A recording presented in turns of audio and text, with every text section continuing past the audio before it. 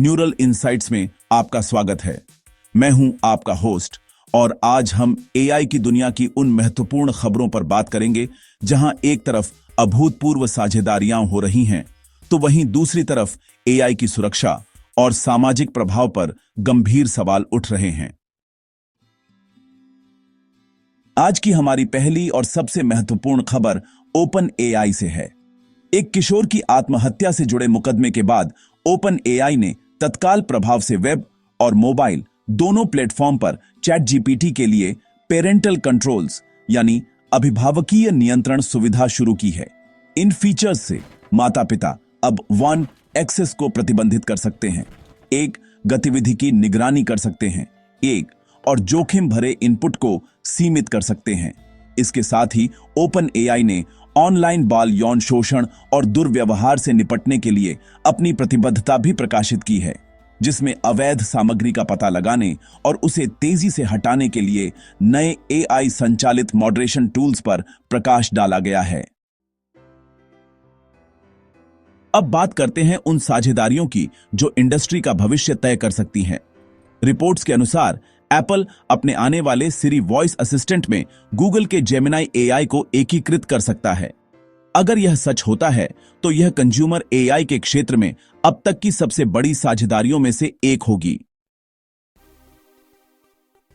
इस बीच गूगल अपने Chrome browser में जेमिनाई फीचर्स के पूर्ण रोल आउट के साथ एआई बाजार में अपनी पकड़ मजबूत कर रहा है। यह अपडेट एआई संचालित स्कैम सुरक्षा, कंटेंट समराइजेशन और इन ब्राउजर नेचुरल लैंग्वेज सर्च जैसी सुविधाएं दे रहा है। वहीं ओपन एआई का Stargate AI data centre project भी ओरेकल और सॉफ्टबैंक के साथ मिलकर तय समय से आगे चल रहा है।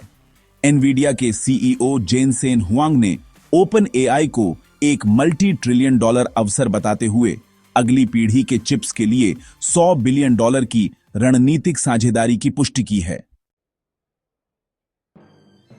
एआई का नौकरियों पर क्या असर होगा, यह बहस और तेज हो गई है। ओपन एआई के सीईओ सैम ऑल्टमैन ने दोहराया है कि 2030 तक AI customer service, data entry और सॉफ्टवेयर डेवलपमेंट जैसे क्षेत्रों में 30 से 40% कार्यों को स्वचालित कर सकता है।